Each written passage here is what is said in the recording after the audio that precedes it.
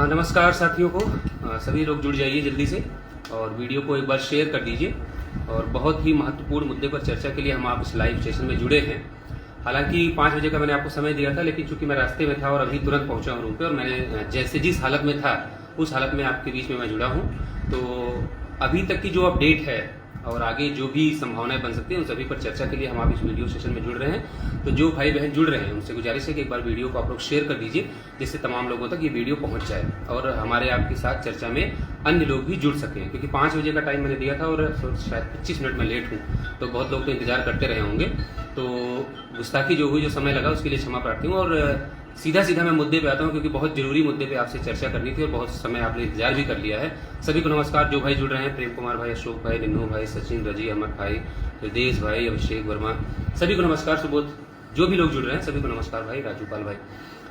सबसे पहले मैं आज आप सब लोगों के पास जो एक भ्रम की स्थिति है उन सबको मैं दूर कर देना चाहता हूँ कि कोई किसी गलतफहमी में ना रहे। और विकास भाई नमस्कार, कृष्णा, सोनी भाई, सबको नमस्कार। और मुद्दे पे आते हैं हम लोग।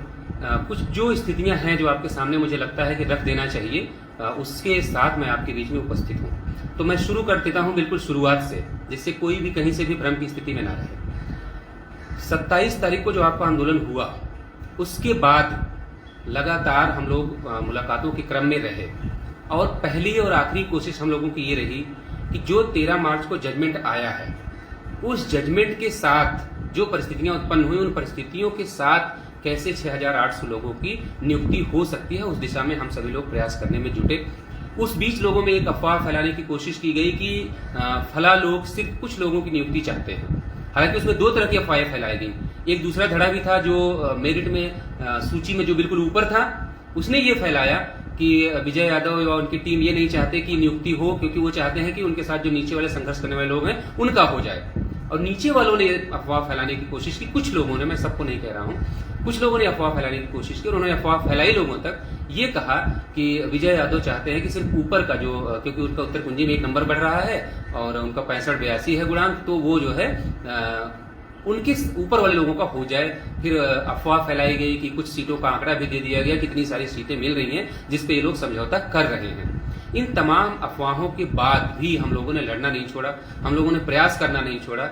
हम लोगों ने ये तय किया कि जो शिकायतें हैं 6800 परिवार की, उस हर एक शिकायत का संज्ञान लेते हुए हम लोग अपने कुछ लोगों को डेलीगेशन में ऐसे लोगों को रखेंगे जिससे इन सारे मामलों पर बिना जवाब दिए सबको जवाब मिल जाए। तो उस क्रम में 27 तारीख के बाद जो आपकी 21 तारीख को, इस 21 अप्रैल को जो माननीय बेसिक शिक्षा मंत्री जी से आपकी मीटिंग हुई है प्रतिनिधिमंडल की, उसमें जो 5 लोग शामिल रहे उनके मैं गुणांक आपको सबसे पहले बताना चाहता हूँ।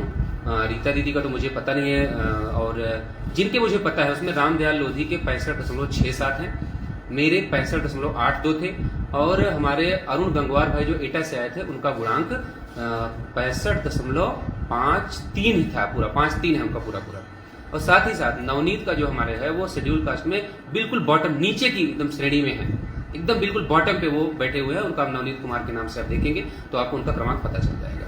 तो इस डेलीगेशन के साथ हम लोगों ने माननीय जो है बेसिक शिक्षा मंत्री जी से मुलाकात की और उनसे जो बदली हुई परिस्थितियां, उन परिस्थितियों के हिसाब से उनके अनुसार कैसे 6800 लोगों की नियुक्ति हो सकती है, उस दिशा में हम लोगों ने एक पहल की। और उस पहल में हम लोगों ने उत्तर प्रदेश लोक सेवा आयोग द्वारा एक जो अभी पत्र जारी हुआ है 2018 की एलटी भर्ती का, जिसमें उन्होंने ये कहा है कि वे अभ्यर्थी जो अब इस भर्ती प्रक्रिया को ज्वाइन करने के बाद कहीं अन्यत्र चयनित हो गए हैं या किसी कारणवश वो अब इसमें सेवा नहीं देना चाहते, या वे अभ्यर्थी जिन्होंने अभी इस प्रक्रिया में हिस्सा तो लिया है लेकिन ज्वाइन नहीं किया है, अगर वो चाहते हैं कि वो अपना अभ्यर्थन वापस लेना चाहते हैं, तो एक मेल आईडी उन्होंने जारी की थी कि इस पे आप अपने जो है मेल पे अपना अभ्यर्थन निरस्त करने की स्वीकृति हमें प्रदान करें, जिससे हम एक प्रतीक्षा सूची और जारी करें, तो जो योग्य अभ्यर्थी रह गए उनकी हम नियुक्ति कर सकें। तो उस लेटर को माननीय मंत्री जी को हम लोगों ने सौंपा और उनसे गुजारिश की के साथ ये एक ऐसा रास्ता है जिसके सहारे आप जो गलत नियुक्तियां हुई हैं उन पे पॉलिसी बना दीजिए, वहां हमारे मैक्सिमम लोग एडजस्ट हो जाएंगे और जो बचेंगे उनके लिए यहाँ से सीटें अरेंज हो सकती हैं और उस पर नियुक्ति की जा सकती है। और ऐसा हुआ है, आज तक बेसिक में कभी थर्ड सूची या प्रतीक्षा सूची नहीं आई थी, लेकिन इस भर्ती में ऐसा हुआ, प्रतीक्षा सूची आई, 6696 लोगों को और नौकरी मिली। इन सभी मुद्दों पर हम लोगों ने माननीय बेसिक शिक्षा मंत्री जी तक अपनी बात पहुंचाई, जिस पर माननीय बेसिक शिक्षा मंत्री जी का साफ कहना था कि इन रास्तों पे चूंकि आगामी 2 दिन छुट्टियां हैं लगातार, सैटरडे को जो है ईद, उसके बाद संडे पड़ा, उसके बाद मंत्री जी तब से लगातार बाहर हैं अभी वो अपने विधानसभा क्षेत्र में है और मथुरा का भी शायद उनको प्रभारी बनाया गया है, तो वो जो है वहाँ पे पहुंचे हैं। तो अभी यहाँ पे लखनऊ में आए नहीं हैं। तो इस दौरान हम लोगों ने लगातार प्रयास किया कि अधिकारियों से मिलकर उनका भी रुख जाना जाए कि उनकी तरफ क्या चल रहा है। तो आज की जो रिपोर्ट है आज तक की, वो मैं आप सबके बीच में रखना चाहता हूं, जिसके लिए लाइव सेशन मैंने किया है। आज तक की रिपोर्ट यह है कि अभी माननीय बेसिक शिक्षा मंत्री ने इस संबंध में कोई भी जो है मीटिंग अधिकारियों के साथ नहीं की है। जैसा उन्होंने कहा था कि मैं अधिकारियों के साथ बैठूंगा और इस मामले में उनसे कहूंगा कि वो सीटों का आंकड़ा निकालें और देखें कि क्या जो आपका नुकसान हो रहा है उसकी भरपाई की जा सकती हो। तो इस रास्ते हम इसी 13 मार्च के जजमेंट के सहारे ही आपकी नियुक्ति का रास्ता हम निकालें, जैसा माननीय मंत्री जी ने कहा था। उस दिशा में हम लोग आगे बढ़े। तो अधिकारियों का ये कहना है कि अभी तक माननीय बेसिक शिक्षा मंत्री जी की तरफ से ऐसा कोई डायरेक्शन हमें नहीं मिला है, ना ही अभी हमारी उनके साथ कोई मीटिंग हुई है। तो ये तो रहे प्रयास जो हम लोग कर रहे हैं, जिसपे हम लोग उम्मीद कर रहे थे कि 30 के पहले एक मीटिंग हो जाएगी बेसिक शिक्षा मंत्री जी के अधिकारियों के साथ, तो वहां से कोई क्लू निकल के आ जाएगा कि हाँ क्या हो सकता है, जिसके लिए हम लोगों ने आपसे कहा, हमने पर्सनली आपसे निवेदन किया। और सबसे पहले मैं आप सबको बधाई देना चाहता हूं कि आप लोग बधाई के पात्र हैं कि एक बार के कहने के एक अनुरोध को आप सबने स्वीकार किया और 6800 की तरफ से अभी कोई भी व्यक्ति कोर्ट नहीं पहुंचा। इसके लिए आप सभी बधाई के पात्र हैं और मैं धन्यवाद देता हूं आप सबको कि आप लोगों ने एक जो निवेदन था उसको स्वीकार किया। तो आज मैं आपके बीच में उपस्थित हूं इस बात के साथ कि चूंकि अभी तक माननीय बेसिक शिक्षा मंत्री जी ने अधिकारियों के साथ कोई मीटिंग की नहीं है और न उनको कोई डायरेक्शन मिला है, तो आज की दिशा में आज की जो दशा है, जो वर्तमान परिस्थिति है, उसमें तमाम लोग ऐसे हैं जिनको ये लगता है कि इन सब प्रयासों की वजह से 6800 का नुकसान हो रहा है। अब तक वो कोर्ट गए होते तो शायद वो कोई रास्ता निकाल ले आते। तो मैं आज से अभी से इस लाइव सेशन के दौरान से ही, और जैसे ये लाइव खत्म होगा, ये मान लिया जाए कि आपको 30 तारीख का इंतजार नहीं करना है। प्रयास जैसा हम लोग कर रहे हैं बगैर किसी से एक पैसा लिए, जो हमारे जो टीम के लोग जितने हम लोग सक्षम हैं, इस वादे के साथ, इस भरोसे के साथ कि हम लोग उस प्रयास को जारी रखेंगे। लेकिन आज से कोर्ट कचहरी जिसको जाना हो वो सभी लोग स्वतंत्र हैं। मेरी गुजारिश है कि अगर लड़ना चाहे लोग तो कम से कम वो सारे लोग जो अपना अकाउंट लिए फिर रहे हैं, वो लोग लखनऊ में एक मीटिंग कर लें, एक साथ बैठ के एक संयुक्त टीम बना लें, जैसे आपके विपक्षियों ने बनाई है, और वो संयुक्त होकर एक साथ लड़ रहे हैं। आप भी कोर्ट कचहरी में लड़ना चाहते हैं तो एक साथ बैठ जाइए, एक संयुक्त खाता जारी करके लोगों से सहयोग करके आप अपनी जो लड़ाई जारी रखिए। मैं अपना यहाँ पे मत स्पष्ट कर दूं कि मैं इस कोर्ट की लड़ाई में, जो अब डबल बेंच में होगी या सुप्रीम कोर्ट कहाँ जाएगी, मुझे आज से इन सब में शामिल ना माना जाए, क्योंकि मैंने सिंगल बेंच के जजमेंट के रिजर्व होने के दौरान ही इस बात को कह दिया था। आज आपके सामने दोहरा दे रहा हूँ कि लोग क्या कहते हैं उससे मुझे फर्क नहीं पड़ता, लेकिन मैं आपसे कह दे रहा हूँ कि डबल बेंच में सिर्फ मेरा इतना रोल होगा, चूंकि आपके साथ साथ मैं भी संघर्ष का हिस्सा रहा हूं और एक अफवाह मेरे बारे में फैलाई जा रही है कि मैं फला व्यक्ति के साथ याची बन गया हूं और उसको मैंने पैसे दे दिए, अपने डॉक्यूमेंट्स दे दिए हैं। तो सिर्फ उस एक अफवाह की वजह से, उस अफवाह को भी, जैसे मैंने सारे जितने मिथ्या आरोप थे मैंने सबको गलत साबित किया, उसी तरह उस मिथ्या आरोप को भी मुझे गलत साबित करना। इसलिए मैं अपने, जब भी मैं डालूंगा, अभी तो जो हमारे भाई लड़ेंगे वो लड़ें, उनका आप लोग सहयोग करिए, जिनको जितना सक्षम हो आप उनको आप सहयोग करिए, उनको लड़ाइए, वो लड़ें, वो आपकी नौकरी के लिए प्रयास करें, उनको शुभकामनाएं हैं। मैं कोर्ट जाऊंगा, तब जाऊंगा जब मुझे लगेगा कि हाँ मुझे भी कुछ मिल सकता है आपके साथ। तो मुझे किसी के साथ याची बनने की जरूरत नहीं है। ये जिस भाई ने अफवाह फैलाई है, मैं उनके लिए स्पेशल संदेश भेजता हूँ कि विजय यादव को किसी को रुपए देकर याची बनने की आवश्यकता नहीं पड़ेगी। मैं यही लखनऊ में रहता हूँ, यही लखनऊ में हूँ, हाई कोर्ट में मेरे भी जानने वाले हैं, 2 साल से मैं यहाँ रहा हूँ। तो जो काम आप पैसे लेके करेंगे वो काम मैं खुद जाके स्वयं कर लूंगा, मैं इतना सक्षम हूँ। और खास करके वो लोग तो कम से कम ये बातें ना बताएं जिनको मैंने कोर्ट की ABCD बताई हो, तो कम से कम वो लोग तो मुझे ये सब ना सिखाएं। तो मैं आपसे ये कह रहा हूँ कि मैं आज से कोर्ट कचहरी के किसी भी काम में, जैसे तमाम लोग कह रहे थे कि ये सब माहौल इसलिए बनाया जा रहा है, बाहर की चीजें, बाहर के नाम पे लोगों को इसलिए कोर्ट जाने से रोका जा रहा है ताकि बाद में खुद सबको याची बनाया जाए।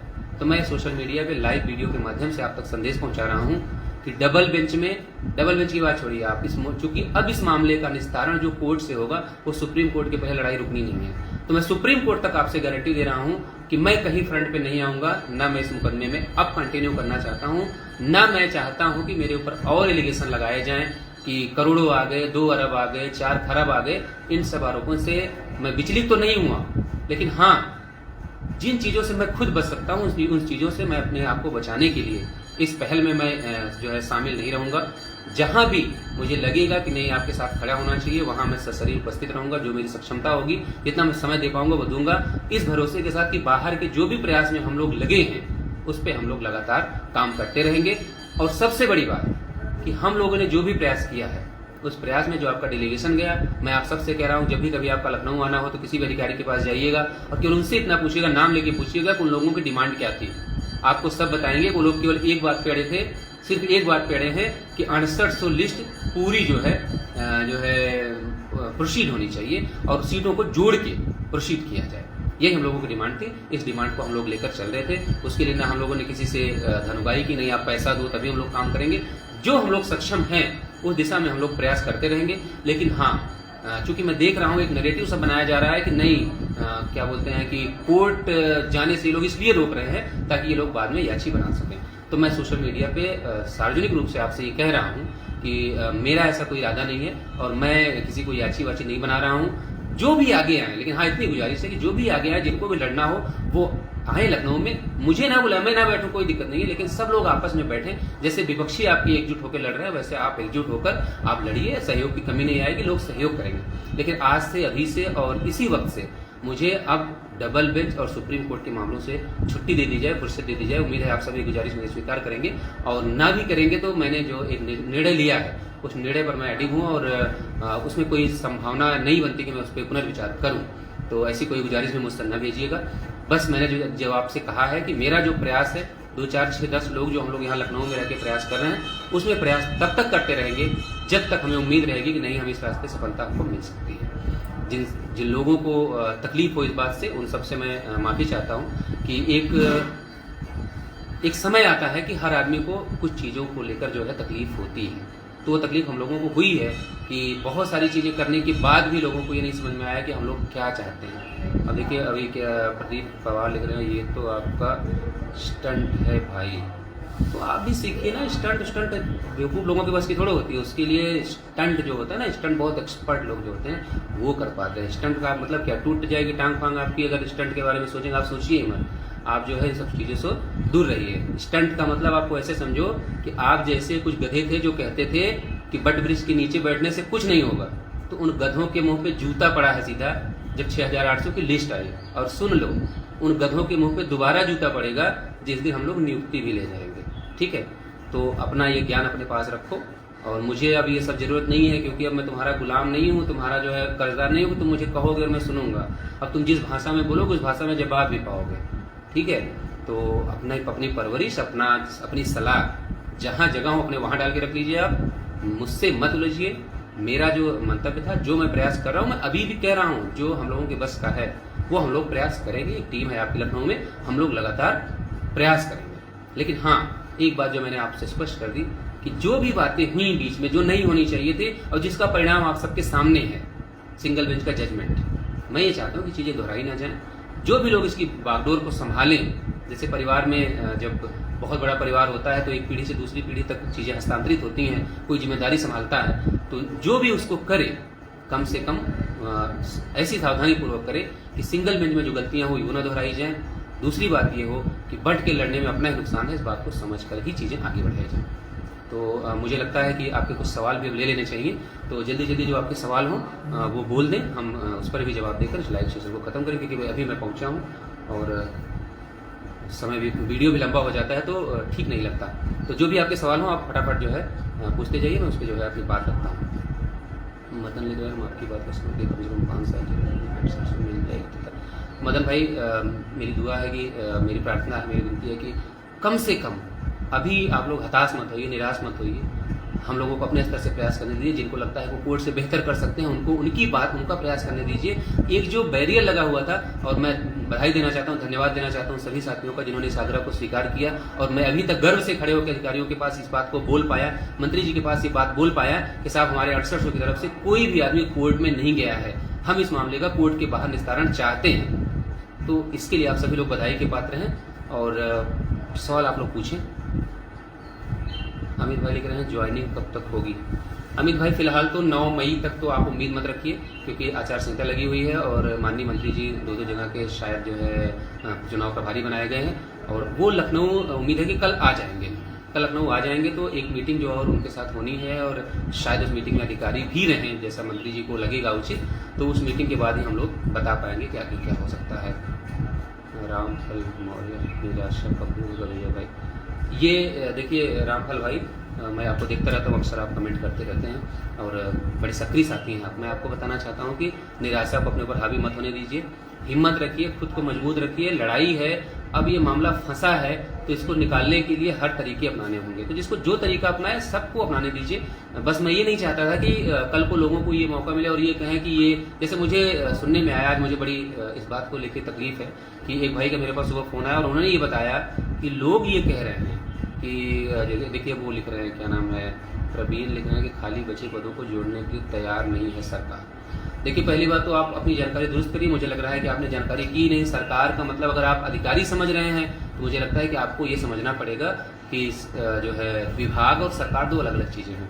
इस विभाग के सर्वे सर्वा बेसिक शिक्षा मंत्री हैं, अगर वो अधिकारियों को निर्देशित करेंगे, और इसके पहले जो शिक्षा मंत्री थे सतीश द्विवेदी जी, प्रवीण भाई, तो सतीश द्विवेदी जी जब शिक्षा मंत्री थे तो कुछ अधिकारी अपने आप को विभाग ही समझते थे, तो उन अधिकारियों को बाद में शिक्षा मंत्री ने जब अपनी पावर दिखाई तो वही अधिकारी आपकी लिस्ट बनाने को तैयार हुए और उन्होंने ही लिस्ट बनाई। सतीश द्विवेदी शिक्षा मंत्री जी नहीं गए थे वहां पे लिस्ट बनाने, उन्हीं अधिकारियों ने बनाई और दी, और उन अधिकारियों ने बनाई जो कहते थे कोई घोटाला नहीं हुआ है, और उन मंत्री ने बनवाई जो कहते थे कोई घोटाला नहीं हुआ है।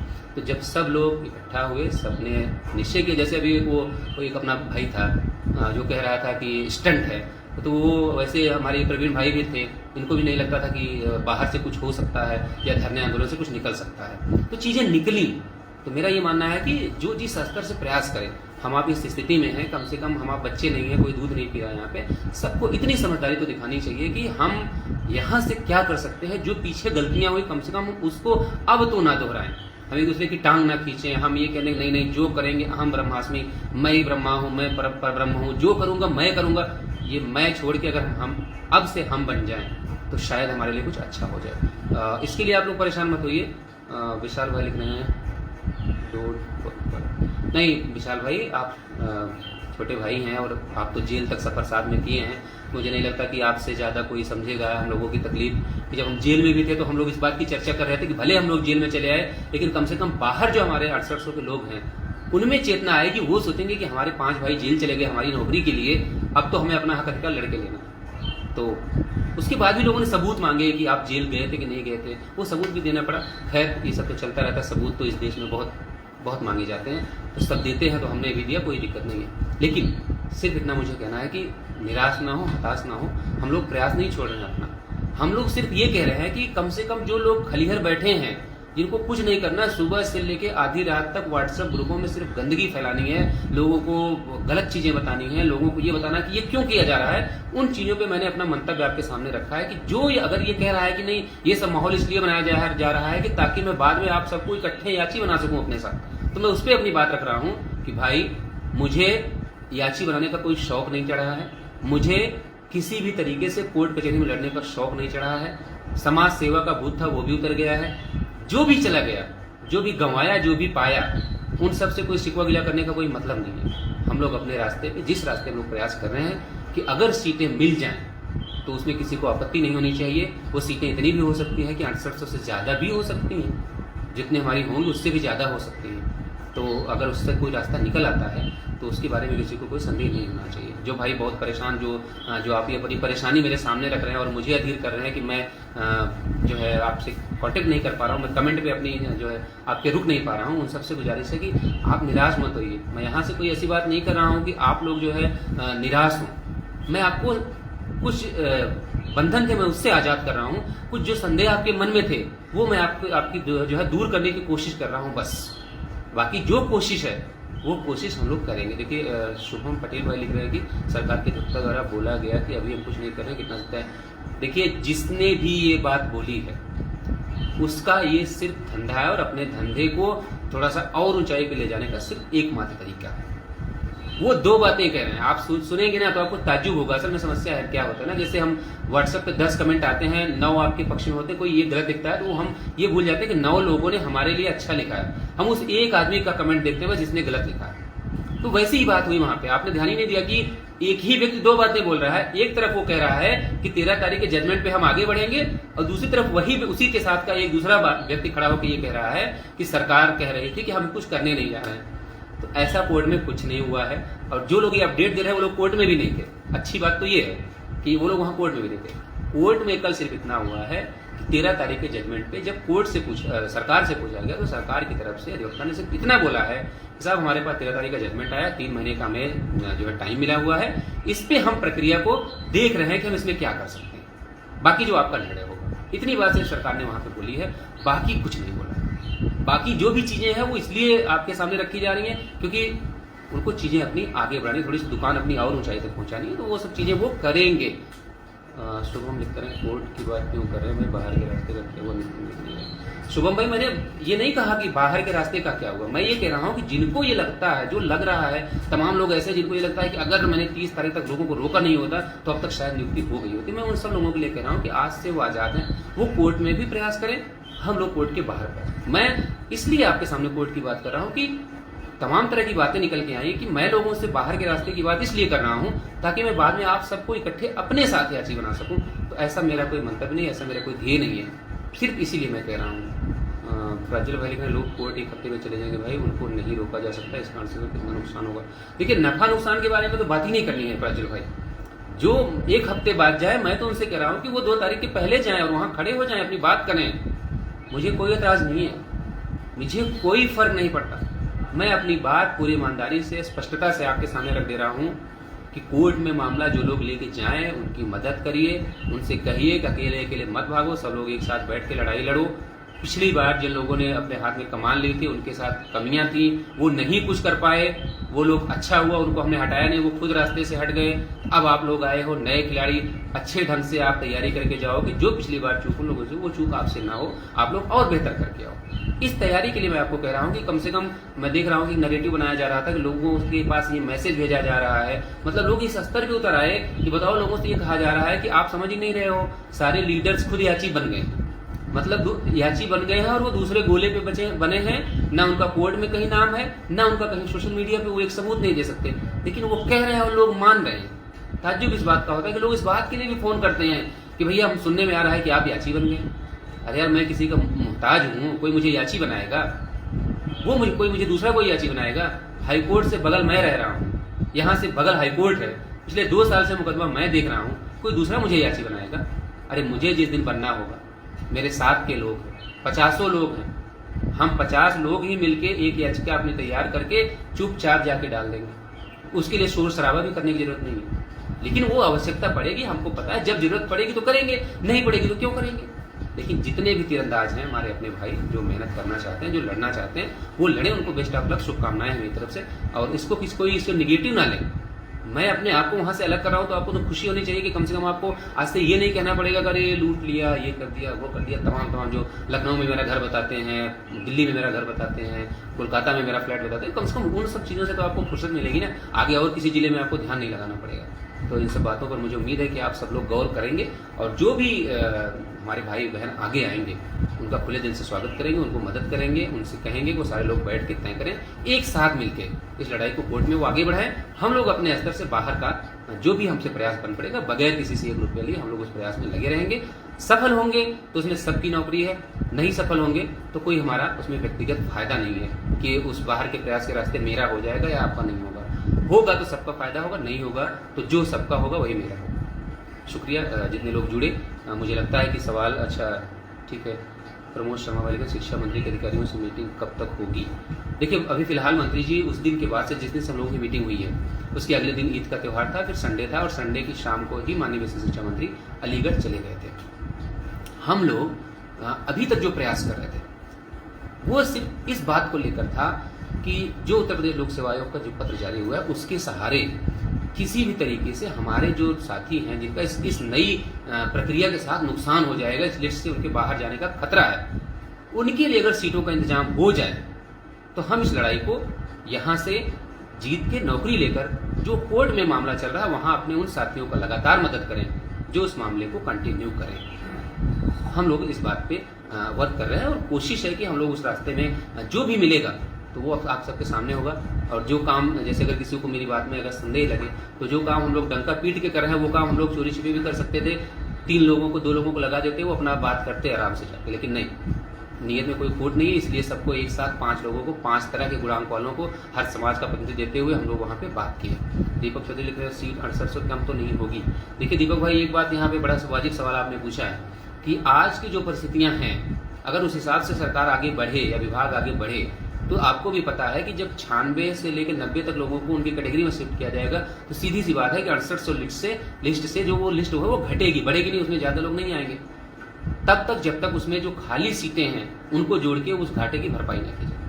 हम लोगों ने माननीय विशेष शिक्षा मंत्री के सामने सिर्फ यही एक निवेदन किया है कि आप जो है जो खाली सीटें हैं उन सीटों को लूट करते हुए हमारा जो 6800 की लिस्ट आई है उस पे जो जिन भी बच्चों का नाम आया है उनकी गड़बड़ी नहीं है कि उन्होंने कहीं से अपना नाम डलवाया है।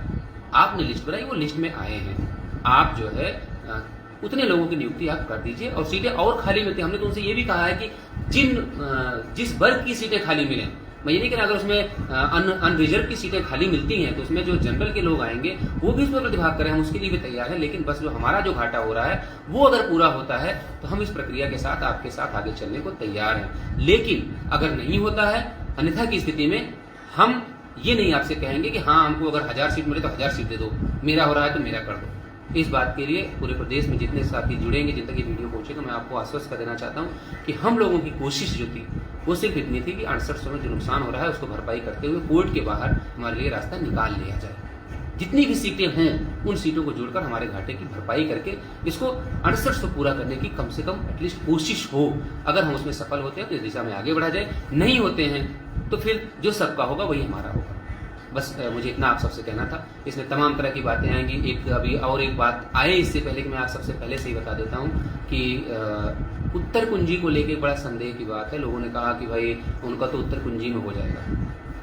मैं आपसे बता रहा हूँ कि जब तक सरकार इस मामले पे कोई निर्णय नहीं लेगी तब तक उत्तर कुंजी कहीं भी दूर दूर से नहीं होने जा रही है। और मैं बताऊँ आपको, उत्तर कुंजी में होने के बाद भी एक नंबर अगर बढ़ भी जाएगा तब भी मेरा इतना गुणांक नहीं हो रहा है कि मेरा सिलेक्शन बिना 6800 का उद्धार हुए हो जाएगा। और ये सब मुझे करना होता तो मैं आपको बताऊं, लिस्ट रिविजिट की बातें इतनी सारी की गई, लेकिन कोई एक प्रूफ नहीं कह सकता कि हम लोगों ने कहीं जाके ये कहा हो कि आप लिस्ट को रिविजिट कर दीजिए, 6800 बोल जाइए।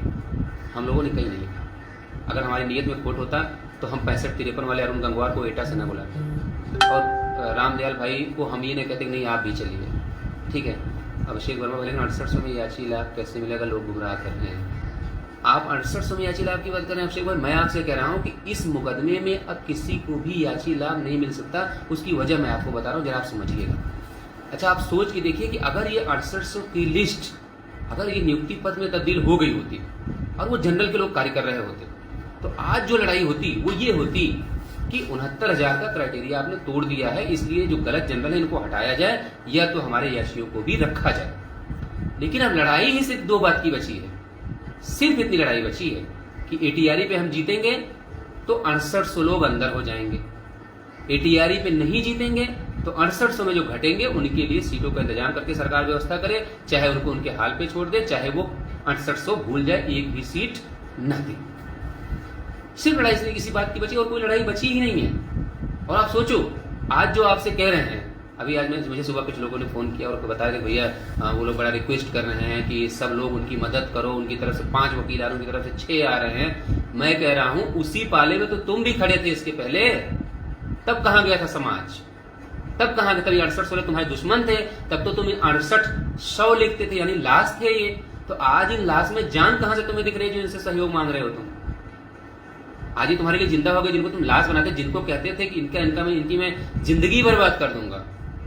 इन 6800 का तो किसी न किसी तरीके से हो ही जाएगा और तुम्हारा भी खजाना तो भर ही जाएगा। लेकिन नुकसान जो होगा वो ये होगा कि जिनको तुम उम्मीदें दे रहे हो, जिनकी उम्मीद जिंदा कर रहे हो कि उनको तुम बीएसए बनाओगे, उनका क्या होगा? मुझे उनके बारे में मैं उनके बारे में सोचता हूँ और किसी के बारे में नहीं सोचता हूँ। बस सिर्फ इतना कहना है मेरा कि जो भी जैसी भी लड़ाई लड़ रहा है, आज की डेट में अगर अब भी किसी को बुद्धि आ जाती है, अगर उनके दिमाग में जो गोबर भरा कचरा भरा हुआ था 6800 को लेकर, अगर वो कचरा निकल गया हो, अगर अब भी वो ईमानदारी से लड़ाई लड़े तो हम लोगों का पूरा साथ सहयोग है उनको, क्योंकि वो हमारे दुश्मन नहीं है। और उनके दिमाग में कचरा भरा हो सकता है, गोबर भरा हो सकता है, लेकिन हम लोगों के दिमाग में ऐसा कुछ नहीं है। हम लोग सिर्फ इतना जानते हैं, अच्छे बुरे जो भी हैं उनको अगर हम गाली भी देंगे तब भी वो हमारे परिवार का हिस्सा ही रहेंगे, नहीं देंगे तब भी वो हमारे परिवार का हिस्सा ही रहेंगे। इसलिए उनके बारे में ज़्यादा कुछ नहीं कहना है, बस मुझे इतना कहना है। अमित कुमार लिख रहे हैं कल मीटिंग है आपकी। देखिए कल मंत्री जी उम्मीद है कि कल शाम तक वो आएंगे। नीनू भाई लिख रहे हैं एटीआरई पर याची लाभ कैसे मिलेगा? ये तो लाभ दिलवाने वाले ही बता पाएंगे नीनू भाई। एटीआरई जीतेंगे तो उसमें सिर्फ इतना फायदा होगा कि क्या बोलते हैं 6800 जो जनरल गलत नियुक्तियां होंगी। फोन वाले जी ने हराम कर दिया। देखिए कहीं कोई लाभ नहीं मिलना है। अब लड़ाई सिर्फ इतनी सी बची है कि एटीआरई आप जीतेंगे तो इतना होगा कि सरकार को आपके लिए सीटों की व्यवस्था नहीं करनी पड़ेगी, और जो है एटीआरई नहीं जीतोगे तो सरकार को आपके लिए सीटों की व्यवस्था करनी पड़ेगी। लड़ाई सिर्फ इतनी बची है। मेरा ये मानना था कि जो लड़ाई हम 3 साल तक कंटिन्यू करके जीतेंगे और फिर सुप्रीम कोर्ट से क्या परिणाम होगा ये किसी को नहीं पता, उसको हम थोड़ा सा इस रास्ते छोटी कर सकते थे कि हमारी नियुक्ति हो जाती और मुकदमा चलता रहता, तो हम लोग कम से कम उसके बारे में लड़ाई लड़ सकते थे।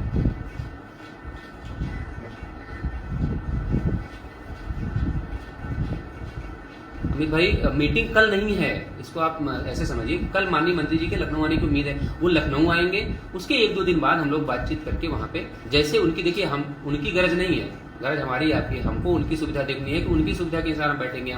हम आपसे ये नहीं कह सकते कि कल हमारी उसके साथ मीटिंग हो जाएगी। वो आएंगे लखनऊ, हम लोग प्रयास करेंगे जिस दिन भी उनको समय होगा उस दिन के साथ बैठेंगे, और हो सकता है कुछ दिनों अधिकारियों को भी बुला लें तो शायद एक ही दिन में हमारा काम हो जाए, हम उस पर बात करें। लेकिन इन सब बातों में संभावनाएं हैं, और संभावनाओं पे आप लोग जो है बहुत ज़्यादा निर्भर मत रहिए, और जिसको जो रास्ता उचित समझ उस रास्ते बढ़ जाइए। मैं सिर्फ इतना आपको बताने के लिए लाइव था, और वीडियो बहुत लंबा होता जा रहा है, फिर कभी इस पर चर्चा कर लेंगे। लेकिन मुझे उम्मीद है कि मैंने अपनी बात आप तक पहुंचाई है, और जो भी आपके सुझाव होंगे, इसके अलावा जो मैंने अपनी शर्तें रखी हैं कि हाँ इन सब मामलों से मुझे अलग समझा जाए, और मैं वक्त नहीं दे पाऊंगा, और चीज़ें मैं अपने ऊपर नहीं लेना चाहता कि जहाँ गुनाह ना हो वहाँ भी 4 बातें लोग सुनाएं, और बातें वो फिर घर तक जाती हैं तो घर वालों को भी तकलीफ होती है। तो वो सब जो है मैं नहीं चाहता कि अब दोबारा मेरे साथ घटें। बहुत मैंने झेला 2020 से, कोरोना काल से 2021 से जो है 2023 तक, ये जो है बहुत कुछ झेला है। तो अब आगे उम्मीद कर रहा हूँ कि ना झेलना पड़े, और आप सबकी भी जिम्मेदारी है कि कितना मुझे झेलाएंगे। अब ना झेलाएं तो ज़्यादा बेहतर है।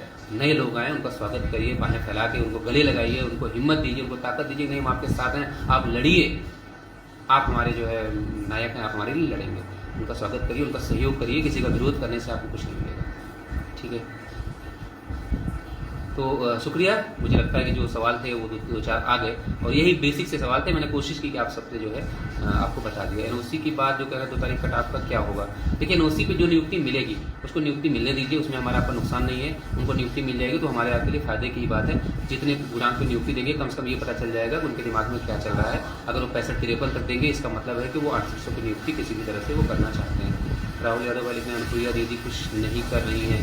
अनुप्रिया दीदी अभी कुछ नहीं करेंगी। अनुप्रिया दीदी को तब याद आएगी 6800 जब चुनाव बिल्कुल नज़दीक आ जाएगा। अखिलेश यादव को अब तब याद आएंगे 6800 वाले जब चुनाव नज़दीक आएगा। इसके अलावा भी जो पार्टी है राजनीतिक, वो इसलिए आपके साथ नहीं है क्योंकि आप खुद अपने साथ नहीं हैं। कोई संगठन नहीं है आपका, एकजुट नहीं है आपके, 20 धड़े हैं आपके, 20 नेता हैं आपके, 20 तरह की बातें हैं, 20 तरह के जो है सुझाव व्हाट्सएप यूनिवर्सिटी में चलते रहते हैं। तो इसलिए इन लोगों से उम्मीद मत करिए। और बिल्कुल वाले का याची लाभ हो गया? नहीं भाई जी, एक लाइन का जवाब है, कोई लाभ अगर मिलेगा तो वो ये हो सकता है कि जो ये पॉलिसी बनाने का मैटर कोर्ट ने कहा है, हो सकता है डीबी से उनकी पॉलिसी भी चॉइस हो जाए कि ऐसा करिए, जो गलत नियुक्ति हैं आप उनको बाहर करिए, पॉलिसी मत बनाइए। ये भी हो सकता है। अब पॉलिसी बना रहे हैं तो आप, जैसे उन्होंने कहा ना कि हमारे लिए सुपर न्यूमेरिक पोस्ट की बात हो रही थी, तो ये जस्टिस राजेंद्र राज साहब का कमेंट था कि अगर आप सुपर न्यूमेरिक पोस्ट क्रिएट कर रहे हैं तो आप जो है जनरल वालों को भी दीजिए। तो वो कहते हैं ना, आप पॉलिसी बना रहे हैं तो आप ओबीसी वालों के लिए भी पॉलिसी बना के रख लो ना इनको, जो 6800 लोग बाहर हो रहे हैं। तो याची लाभ जैसा तो बिल्कुल नहीं करेंगे। नीनू भाई हम लोगों के चक्कर में हमको बोले, अरे नीनू भाई ऐसी बात नहीं करते आप, तो कम से कम ये बात नहीं करेंगे। और मेरा फर्ज बनता था कि मैं ये कहूँ, क्योंकि 30 तक लोग जो है बड़ा मैं देख रहा था कि मुझसे कई लोगों ने आज फ़ोन किया सुबह और बताया इस बात के लिए कि लोग ये कह रहे हैं कि बस 30 के बाद मैं बताऊंगा, ये होगा वो होगा, फिर उसके बाद मैं धुआंधार याची बनाऊंगा। तो मैं कह रहा हूँ उनको 30 तक क्यों तरसाया जाए बेचारों को, उनकी आत्मा को जो है क्यों परेशान किया जाए, वो 30 तक क्यों इंतजार करें। बताइए उनका एक एक पल कैसे बीत रहा होगा। जो लोग इस ढंग की प्लानिंग कर रहे हैं कि 30 के बाद मैं इन लोगों को बताऊंगा कि कितने याची मैं बना सकता हूँ, मेरी क्या क्षमता है, तो उनको ज़्यादा परेशान ना किया जाए, उनको अभी से फुर्सत दे दिया जाए, उनको जो समझ में आए वो करें। वो अगर वो वहाँ से नौकरी दिलवाएंगे तो ऐसा नहीं है कि हम लोगों का नाम कट जाएगा। तो हम लोग भी जो है हमको पता है कि कोर्ट में अभी चीज़ें कब तक चलेंगी वो हमें जो है पता है, हम उसके सहारे नहीं बैठेंगे, हम अपने तरीके से प्रयास करते हैं। दीपक भाई उम्मीद खुद से भी रखिए, मुझसे करते हैं तो मेरा सौभाग्य है, लेकिन मैं आपको इतना भरोसा दिला सकता हूँ कि मैं और ये हमारी टीम के जो लोग भी प्रयास में लगे हैं वो बैठेंगे नहीं। बस मैंने थोड़ी सी बातें इसलिए स्पष्ट कर दी कि मुझे इस बात से तकलीफ थी कि हम लोग ये 5, 6, 10 लोग अपने संसाधन लगा के सबकी नौकरी के लिए जिन अधिकारियों के पास जाते हैं वहाँ कोई फूल माला लेके स्वागत नहीं करता। बहुत सारी बातें ऐसी होती हैं जो सुननी पड़ती हैं ना चाहकर भी। जैसे किसी अधिकारी ने कह दिया कि क्यों आप सबके ठेकेदार हैं क्या, 68 लोग, आप अपनी नौकरी की बात करिए, आप 68 लोगों की बात क्यों करते हैं। तो वहाँ उनको सुनना पड़ता है, उनसे कहना पड़ता है कि साहब हम उनके जो है चुने हुए जनप्रतिनिधि तो नहीं है, लेकिन उनकी तरफ से आप तक आए हैं, उन्होंने कहा है नहीं आप जाइए, तो मैं तब आया हूँ आपको। तो वहाँ ये भी सुनना पड़ा नहीं आप अपनी नौकरी की बात करिए, सबके आप ठेकेदार नहीं हैं। तो बहुत सारी बातें ऐसी होती हैं जो हम लोगों को भी झेलना पड़ता है। और इस गर्मी में धूप में बहुत कुछ घर परिवार में भी अगर कोई कहता है नहीं आप घर चले आओ बहुत ज़रूरी है, तो ये भी सोचना पड़ता है नहीं अभी नहीं जाएंगे तो चीज़ें डिटेल हो जाएंगी, पहले यहाँ की जिम्मेदारी जाता है। तो तमाम हमारे ऐसे भाई बहन हैं जो लगातार मेहनत कर रहे हैं, प्रयास कर रहे हैं, हर स्तर पर प्रयास कर रहे हैं। जैसे कानपुर की टीम हो गई, देखो लगातार वो किसी न किसी से मिलते रहते हैं। अलीगढ़ के लोग हैं, उसके आसपास के ज़िले के लोग हैं, वो बेचारे 100 किलोमीटर 150 किलोमीटर दूर जा जाके शिक्षा मंत्री जी से मिलते हैं। जैसे अंशुमान भाई हो गए, सुमन बघेल दीदी हो गई, ये सब लोग अपने स्तर से सब लोग भाग दौड़ के प्रयास कर रहे हैं। और सबका उद्देश्य यही है कि किसी भी तरीके से रीता दीदी करें सही कह रहे हैं, हम भी सुने हैं उस दिन। दीदी मुझे लगता है कि आप लोग थे उस मीटिंग में, उस दिन एक जैसे बोझ हो सर पे और वो उतर जाए। तो आप लोगों के साथ उस दिन मीटिंग में बैठने के बाद मेरे ऊपर से एक जो बोझ था वो उतर गया कि कम से कम एक जो अफवाह मेरे बारे में लोगों तक फैलाई गई कि मैं ये चाहता हूँ कि सिर्फ इतनी सीटें मिल जाएं, इनका हो इनका ना हो, और इतना लेके हम अलग हो जाएं, हमारा हो जाए बाकी लोगों से क्या मतलब। कम से कम इन सब बातों का पटाक्षेप हो गया आपके नवनीत भाई के, रामदयाल के और अरुण गंगवार भाई के वहाँ से जाने से। तो मुझे लगता है कि और मुझे अब किसी को सफाई भी देनी जरूरी नहीं है। आप लोग थे, आप लोगों ने सारी चीज़ें देख ली और आप उस मीटिंग से संतुष्ट हैं, बस मुझे इससे ज़्यादा और कुछ नहीं चाहिए। मैंने अपनी बात रख दी है, समझना अपने लोगों को है, जिनको जो भी कहना होगा वो सब जो है स्वीकार है, स्वीकार्य है। जैसे अभी तक उनकी सारी बातों को, अच्छी बातों को भी, बुरे बातों को भी कभी पलट कर रिएक्ट नहीं किया, मैं फिर भी जो है रिएक्ट नहीं करूँगा। जिसको जो कहना है वो कह सकता है, वो सब कुछ। अमित भाई लेकिन 30 तक मीटिंग हो जाएगी, होप सो अमित भाई कि ऐसा हो जाए, लेकिन मैं कोई गारंटी नहीं ले सकता आपसे, क्योंकि माननीय मंत्री जी इस समय बहुत व्यस्त हैं। चुनावों में भी उनके 2 जगह प्रभारी बनाए गए हैं और मैंने कहा आपसे कि हमें उनकी शर्तों पे उनसे मिलना है। हम उनको जो है उनकी शर्तों पे, अपनी शर्तों पे उनसे नहीं मिलेंगे कि नहीं आपको हमारे साथ बैठना ही होगा, ऐसा हम लोग नहीं कर पाएंगे। जो हमारे पास संभव है, जो भी संभव है वो हम लोग करेंगे। ठीक है ब्रजेश भाई, शुक्रिया। जो भी भाई आप लोग जुड़े, जितने लोग जुड़े, जिन्होंने वीडियो को शेयर किया और जिन्होंने थोड़ी सी फिक्र रखी, उन सभी का शुक्रिया। और जो अभी भी चाहते हैं कि चीज़ें हम लोग आगे कंटिन्यू करें, उन सब से क्षमा प्रार्थी हूँ कि कम से कम इतने दिन मैंने आप लोगों को समझाया है, इतनी मेरी भी परेशानी समझेंगे कि मुझे जो है कम से कम अब कोर्ट कचहरी के मामलों में ना उलझाएं। ये मेरा व्यक्तिगत है, जो है व्यक्तिगत नहीं, आप मेरे परिवार की समस्या आप इसको समझ सकते हैं। तो मेरे परिवार के लिए कम से कम मुझे इन सब चीज़ों से अलग माने। ठीक है विभांशु भाई, हम लोग जान लगा देंगे मेरे भाई, उसके लिए हम लोग लड़ेंगे। हम लोग जो है रास्ता बदल रहे हैं ना, मंजिल तो एक ही है नियुक्ति का, तो रास्ता इसलिए बदलना जरूरी है कि 2 बातें होती हैं। या तो वास्तव में जो लोग कहते हैं आप वो कर रहे हो तो आपको प्रभाव नहीं पड़ेगा, लेकिन अगर आप नहीं करेंगे और तब भी आपको लोग कहेंगे तो एक समय ऐसा आएगा कि चीज़ें तकलीफ देंगी। और तकलीफ वो सिर्फ मुझे होती तो ठीक था, बात घर परिवार तक पहुंच जाए और घर परिवार में भी लोग ये कहने लगे कि नहीं आप क्यों ऐसा कर रहे हो, क्यों इन लोगों के साथ खड़े हो, जब इनको नहीं समझ में आ रहा तो आप समझाने की कोशिश क्यों कर रहे हो। तो फिर वहाँ पे आपको कुछ परिवार की भी बातें माननी पड़ती हैं। तो मेरे लिए जो है ये सब चीज़ें अब आगे कंटिन्यू करना मुश्किल है। तो लेकिन मैंने जो आपसे कमिटमेंट किया है उस कमिटमेंट पे मैं आज भी कायम हूँ कि कोर्ट को छोड़ के बाकी जैसे, और एक दूसरी बात मैंने ये कही कि एक भाई ने कहा कि मैं हम और रंजीत भाई या 2-3 लोग किसी एक बेवकूफ़ टाइप का आदमी का उन्होंने नाम लिया, मैं उसका नाम लेके उसका कद नहीं बढ़ाना चाहता कि मैं उसके साथ हम लोग याची बन गए हैं, तो मैं उसका नाम नहीं लेना चाहता, क्योंकि मैं जानता हूँ कि जिस आदमी को मैंने कोर्ट पहुँचाया हो, जिस आदमी को मैंने कोर्ट के शब्द बताए हो, शब्दावली बताई हो, उसके बारे में मैं क्या चर्चा करूं, और वो मुझे क्या याची बनाएगा, वो क्या मुझे रास्ता दिखाएगा। तो मैं इसलिए नाम नहीं लेना चाहता किसी का कि ठीक है, जो है वो खुद समझ जाएगा, मुझे नाम लेने की जरूरत आवश्यकता नहीं महसूस होती, और उतना कद भी नहीं है उसका कि मैं आपके सामने उसका नाम ले लूँ। तो मैं सिर्फ इतना कहता हूँ कि जो भी प्रयास हम लोगों से बन पड़ेगा वो हम लोग करेंगे। और वो जो व्यक्ति कह रहा है कि हम लोगों का नाम किसी याचिका में है, उसको खुली चुनौती है कि अगर वो एक साक्ष्य दे देगा कि किसी से हम लोग याची बने हैं, किसी के साथ हम लोग याची बने हैं, तो हम लोग जो वो कहेंगे वो मंजूर होगा। लेकिन नहीं तो जैसे हमारे अभी नीनू भाई कह रहे थे कि हम तो आपके साथ हैं, तो हम 40, नीनू भाई आप उसके लिए हम लोग 40-50 लोग पर्याप्त हैं। जो भी होगा, अगर सब लोग चले जाएंगे, हम लोग आराम से 40-50 लोग हैं, उतना खर्च हम लोग इकट्ठा करके एक हम लोग अपनी अपनी फाइल करके चुपचाप बैठ के अपने भाइयों की मदद की जाएगी। जो भी लड़ाई लड़ रहा होगा उसकी हम लोग मदद करेंगे। ठीक है, शुक्रिया। बहुत सारे लोग जुड़े और मैंने आपको इंतज़ार भी करवाया, उसके लिए क्षमा प्रार्थी हूँ। और जो भी इस 3 साल के क्रम में, समय में, लंबे अंतराल में जो भी गलतियाँ हुई होंगी, उन सभी से मैं बिना किसी शर्त आप लोगों से माफ़ी चाहता हूँ कि जाने अनजाने जो भी गलती हो उसको ये समझ के भूल जाइएगा कि नहीं, कुछ ना किया हो हम लोगों ने, लेकिन कम से कम जिस पत्थर पे लोग गालियाँ देते थे कि वहाँ पत्थर में बैठने से कुछ नहीं होगा, उसी पत्थर को पिघलाया हम लोगों ने। और 5 साल के माननीय मुख्यमंत्री जी के कार्यकाल में पहला संगठन आपका था जो 5 कालिदास मार गया, जिनके साथ मुख्यमंत्री जी ने बैठ के वार्ता की और 6800 लोगों की लिस्ट आई, और वो नियुक्ति में भी पहुंच जाती और पहुंचेगी। मुझे पूरा यकीन है कि 6800 में शामिल हर एक भाई बहन को नौकरी जरूर मिलेगी। ये मुझे बहुत अच्छे से पता है, और ये बात तो मैं इस बात को आप देखिएगा, ये एक दिन साबित भी हो जाएगी। समय कितना लगेगा इसका मुझे नहीं पता, हम लोग अपने प्रयास में लगातार लगे रहेंगे जब तक नतीजा नहीं निकल आता। शुक्रिया, आप सभी का आभार, धन्यवाद।